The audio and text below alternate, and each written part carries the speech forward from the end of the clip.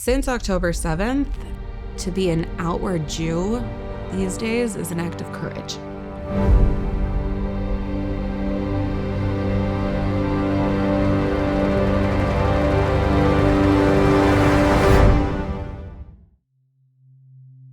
I'm the director of StandWithUs in Colorado. As a StandWithUs employee, it comes with the territory. We receive death threats on social media. That's pretty normal, unfortunately.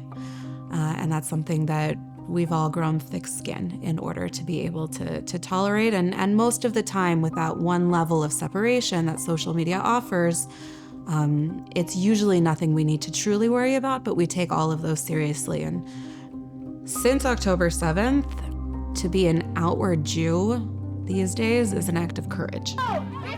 Before October 7th, it was still scary to be Jewish sometimes, but post-October 7th, it has gotten a lot worse.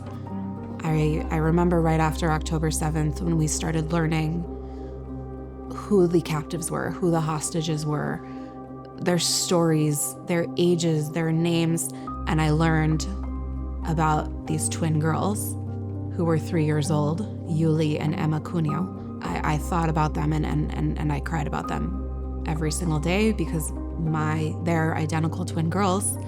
I have identical twin boys who are the same age. And thinking about them and the world that they live in and the world that my boys live in is not any different.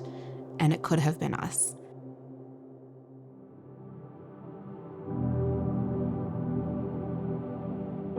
If you want to have effective conversations that are going to shift the tide, you need to have the facts. So step one is learning, but make sure that you know the resources that are most helpful in order to get you to the level where you can start having those conversations.